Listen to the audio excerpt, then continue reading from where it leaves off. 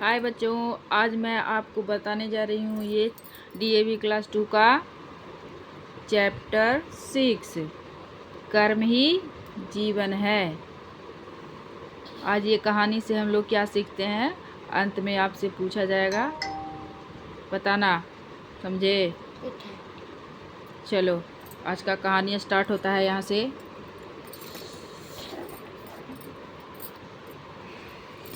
एक गांव में एक किसान। सबसे पहले इसका शीर्षक जान लेते हैं। जब भी कोई भी कहानी पढ़ा जाता है तो उसका शीर्षक पढ़ लेना चाहिए। क्या पढ़ लेना चाहिए? देखो, कर्म ही जीवन है, इसको क्या कहते हैं? शीर्षक कहते हैं। समझ में आ रहा है ना? इसको शीर्षक कहते हैं। ये इंग्लिश का चैप्टर में भी रहता है। हर सब्जेक्ट के चैप्टर का ऊपर शीर्षक दिया हुआ रहता है। ये हिंदी है, इसलिए इसमें हिंदी में लिखा हुआ है। तो इसका शीर्षक क्या है? कर्म ही जीवन है। कर्म ही जीवन है। अब चलो, एक गांव में एक किसान अपने परिवार के साथ रहता था। एक गांव में एक किसान कहाँ रहता था? झोपड़ी में। अपने परिवार के साथ रहता था। उसके खेत में ही उसका छोटा सा घर था। जहाँ उसका खेत था, उसी के खेत के एक जगह पे छोटा सा घर था उसका। एक दिन शाम से ही तेज बारिश होने लगी। शाम से ना बहुत तेज बारिश होने लगी। शाम से तेज बारिश होने लगी। किसान अपने छोटे बेटे व पत्नी के साथ घर में जा रहा था। किसान अपने दोनों बेटों व पत्नी के साथ घर में जा लेटा। धीरे धीरे रात हो चली। बाहर बहुत अंधेरा था। धीरे धीरे रात होती है। बाहर तो रात में तो अंधेरा होगा ही। रात में बहुत अंधेरा था। अब देखो क्या कह रहा है, इसका सुनो। उसके बड़े बेटे ने खिड़की के बाहर देखते हुए पूछा। बड़ा बेटा पूछता है, पिताजी आज आसमान इतना काला क्यों है? बच्चा पूछ रहा है अपने पिताजी से। पिताजी का तात्पर्य क्या है? इसका मतलब क्या है? पापा से पूछ रहा है कि पिताजी आसमान इतना काला क्यों है? किसान ने जवाब दिया। उसके पिताजी क्या थे? किसान थे ना। तो वो जवाब देते हैं, बेटा बारिश और बादलों के कारण चांद बादलों में छुप गया है और साथ ही अनगिनत तारे भी छुप गए हैं। जब बारिश का मौसम आता है तो बादल घेर लेता है। बादल जब काला बादल जब चांद को ढक लेता है तो हमारे पृथ्वी पर, धरती पर अंधेरा छा जाता है। यही पापा बता रहे हैं। अनगिनत का मतलब होता है यहाँ अनगिनत, जिसको तुम गिन नहीं सकते हो। उसको हम लोग जैसे अब हर बार तो नहीं बोल सकते ना कि नहीं गिन सकता हूँ, ऐसे नहीं बोल सकते। इसलिए उसका छोटा सा शब्द बना दिया गया है अनगिनत। जहाँ भी अनगिनत लगे मतलब कि उसको तुम गिन नहीं सकते हो। तो अनगिनत तारे भी छुप गए हैं। बादल में छुप गए हैं सारे तारे। यह सुन किसान का छोटा बेटा डर कर रोने लगा। यह सुनकर क्या हो गया ना, किसान का जो छोटा लड़का है ना, वो खूब रोने लगा। उसे बहुत ठंड भी लग रही थी। उसको ठंड भी लग रही थी। रात में जब बारिश होती है तो ठंड लगने तो लगती है ना। उस बच्चे को लग रही थी बारिश में। किसान ने उसे प्यार करते हुए कहा कि वह रोए नहीं, क्योंकि थोड़ी देर बाद बारिश रुक जाएगी। थोड़ी देर बाद क्या हो जाएगी? बारिश रुक जाएगी, जरूर रुक जाएगी।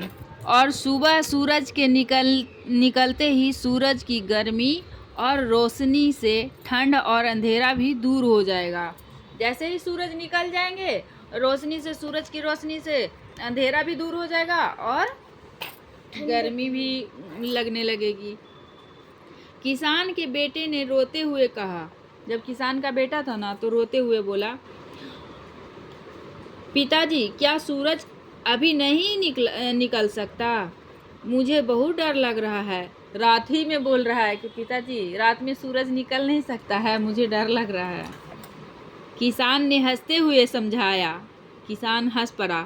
बेटा, डरने की कोई बात नहीं है, क्योंकि हर रात के बाद दिन तो होता ही है। सूरज भी थोड़ी देर में निकल आएगी। दिन भर तो वह आसमान में ही था। उसने हमारे खेत में लगे पौधों को बढ़ने में खूब मदद की। सूरज का रोशनी से ही हमारा खेत में जो होता है पौधा, वो क्या होता है? बढ़ने में मदद करता है, ग्रो करने में मदद करता है ना? वही कह रहा है।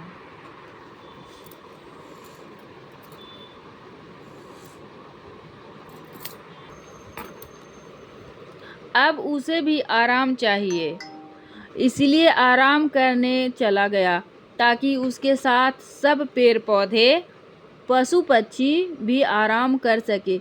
रात होती ही इसीलिए है। रात किस लिए होती है? रात आराम करने के लिए होती, कि दिन भर को जो थका हुआ है जानवर या इंसान या पेड़ पौधे, सबको रात में आराम मिले। अगर दिन भर पूरा सूरज रहे चमकता हुआ ऐसे गर्मी दिखाते हुए, तो सब कुछ तो जलकर एकदम सूख जाएगा, पानी भी नहीं टिक पाएगा। कितना दिन टिकेगा सूरज की गर्मी से?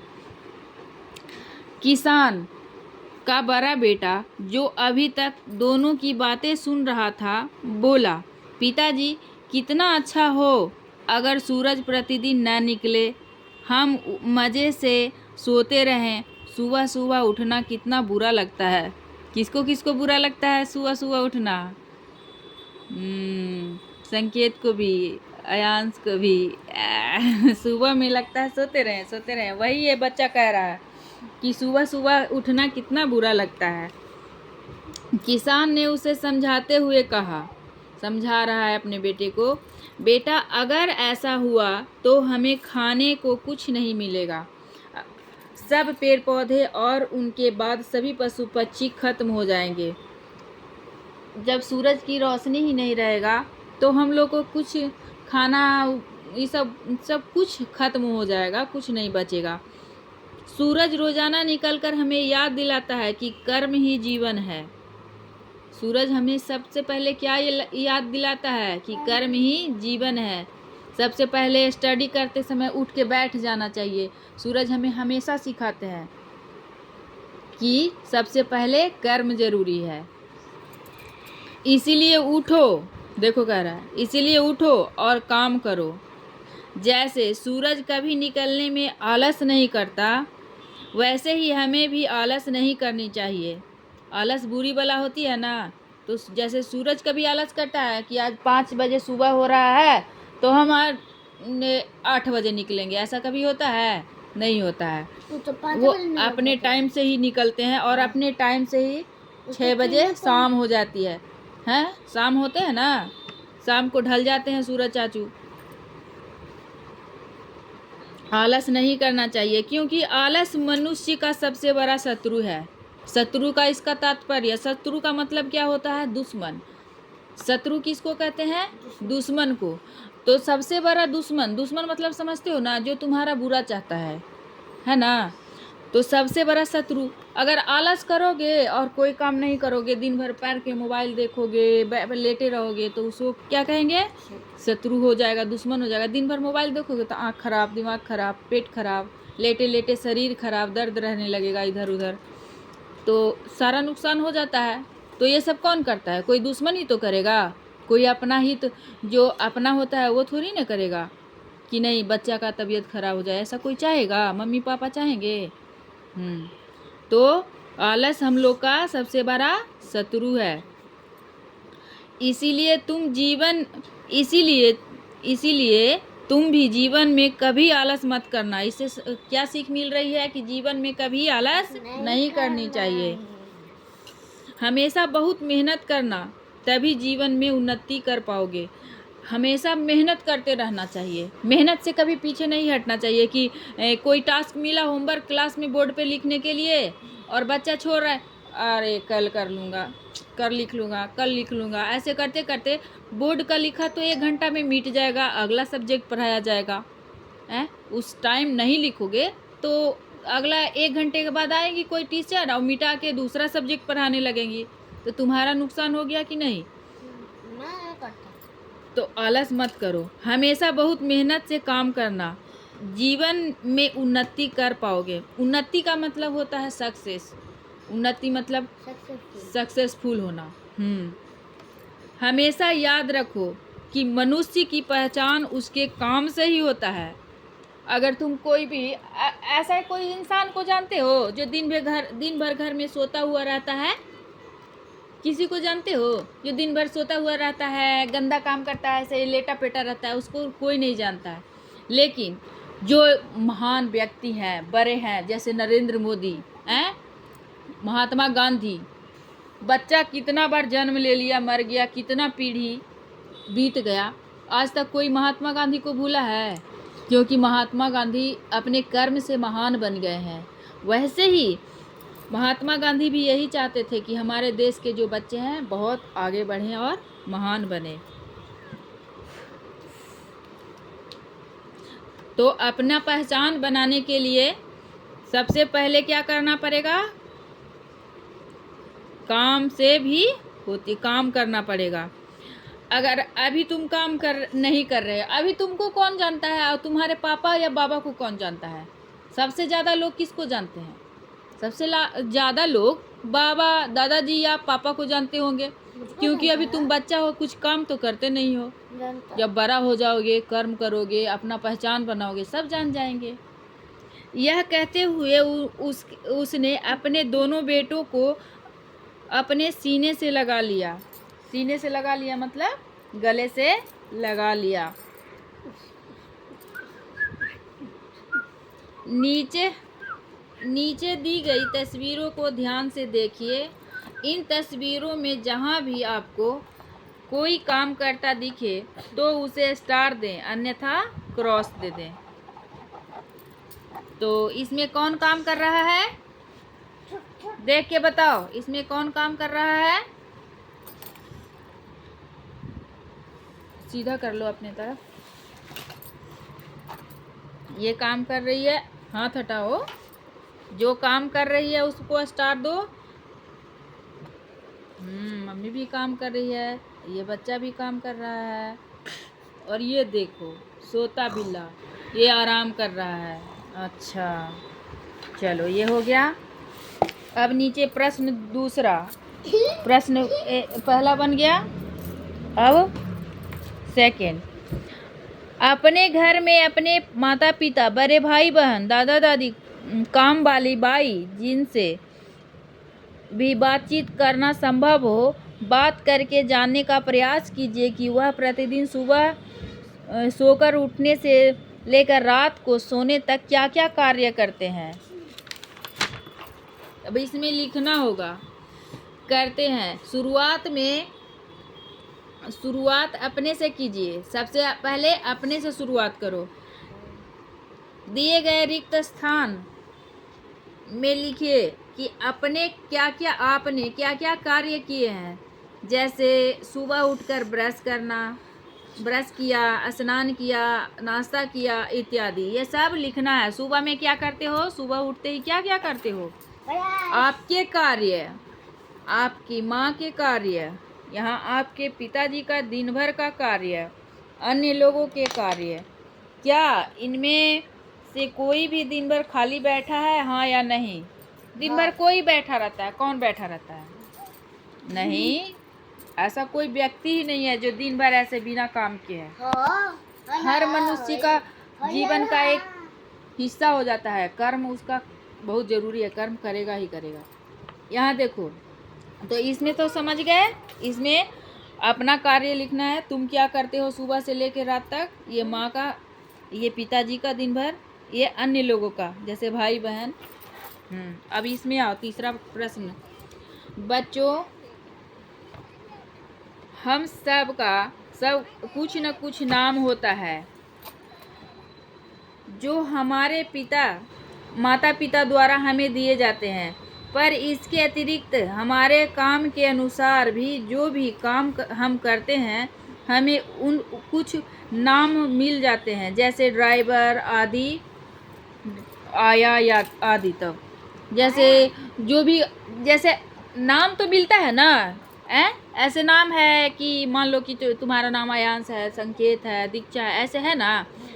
और कोई काम से भी नाम मिलता है, जैसे कोई गाड़ी चला रहा है उसको ड्राइवर कहते हैं, देश की रक्षा करता है उसको सैनिक कहते हैं, फौजी कहते हैं, हम लोग की रक्षा करता है उनको पुलिस कहते हैं, डॉक्टर कहते हैं, हम लोग की जो देखभाल करते हैं, डॉक्टर जो बीमारियों से बचाते हैं, इलाज करते हैं, तो डॉक्टर कहते हैं। सब अपने अपने काम से उनका नाम मिला है ना।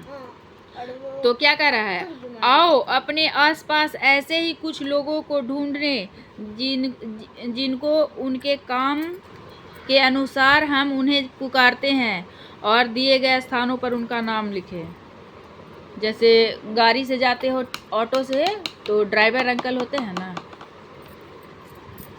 आप इससे यह तो समझ ही गए होंगे कि हमारा काम हमारे जीवन में कितना महत्वपूर्ण है, क्योंकि काम से भी हमें अपनी पहचान मिलती है। इन सभी को धन्यवाद करना भी ना भूलें। सबको क्या करना चाहिए, धन्यवाद करना चाहिए। बच्चों को उपरोक्त वाक्य का अर्थ समझाने का प्रयास कीजिए। अध्यापिका के ये तो क्लास का है।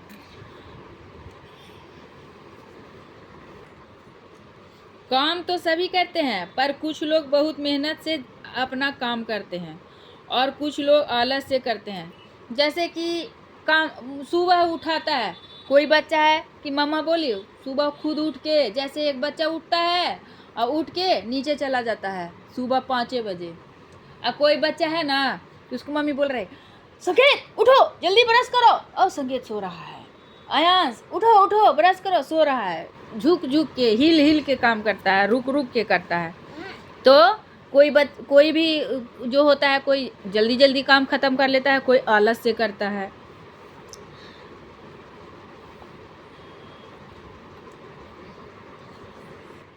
मत चलो। ऐसे लोग जो अपना काम बहुत मेहनत से करते हैं, उनके नाम के आगे अक्सर मेहनती या अच्छा शब्द लगा दिया जाता है, जैसे अच्छा चित्रकार, अच्छा खिलाड़ी आदि। होता है ना, खिलाड़ी विराट कोहली सबसे अच्छा है, महेंद्र सिंह धोनी बहुत अच्छे खिलाड़ी हैं, है ना। ऐसे लोगों को बहुत पसंद किया जाता है और मेहनती होने के कारण उन्हें अक्सर प्रशंसा भी मिलती है। ज़्यादा मेहनत करके जो काम करता है दिल लगा के, उसको प्रशंसा, तो प्रशंसा मतलब क्या होता है, बड़ाई। कोई कहता है ना, अरे वाह आयांश और संकेत दोनों बहुत अच्छा है, ये से कर लिया। इसलिए जितना महत्वपूर्ण काम करना है उससे भी ज़्यादा महत्वपूर्ण है काम को मेहनत से दिल लगा कर करना। अपने अध्यापक से इस बात पर चर्चा करें। आओ इसे अपने जीवन में उतारें। इसे हमें प्रतिदिन सुबह सूर्य उदय से पहले उठने और रात को जल्दी सोने की आदत डालें। सबसे पहले सुबह उठना और रात को सोने की आदत डालें। अपने माता पिता की सहायता से अपनी दिनचर्या मतलब दिन का जो कार्य है दिन भर का, वो की समय सारणी टाइम टेबल बनाइए तथा समय सारणी टाइम टेबल के अनुसार अपनी दिनचर्या को पूरा कीजिए। पूरी कोशिश कीजिए कि प्रतिदिन आप समय सारणी के अनुसार ही हर काम करें। ऐसा लगातार 1 माह तक सफलतापूर्वक करने पर स्वयं को अपनी मनपसंद आइसक्रीम से पुरस्कृत कीजिए। जब पूरा 1 महीना अपना सारा काम कर लो ऐसे टाइम से पूरा, तो अपने आप को एक आइसक्रीम खिलाओ। यदि एक भी दिन आप समय सारणी के अनुसार काम न कर पाएँ तो इसका कारण बताते हुए रात को सोने से पहले अपने माता पिता से क्षमा मांगिए। जैसे क्षमा मतलब सॉरी, कि आज मम्मी मैं टाइम से ये नहीं कर पाया, होमवर्क नहीं कर पाया, इसके लिए सॉरी, कल कर लूँगा। आओ खोजें। इसमें क्या खोजना है, पंचतंत्र और जातक कथाओं को पढ़कर कोई ऐसी कहानी ढूंढें जो कर्म काम के मेहनत को समझाती हो। इस कहानी को अपनी कक्षा में अन्य सहपाठियों को अवश्य सुनाइए। सहपाठी मतलब जो कक्षा में जो मित्र दोस्त होते हैं उसको। आज इसी के साथ ये कहानी खत्म होता है। और आज का ये कहानी कैसा लगा बच्चों, बताओ। कोई क्या क्या समझ में आया? कि हमें मेहनत से काम करना चाहिए, आलस छोड़ देना चाहिए, और सूरज के जैसा समय पर जगना और सोना चाहिए। हाँ, इसी के लिए सब धन्यवाद बोलो। धन्यवाद।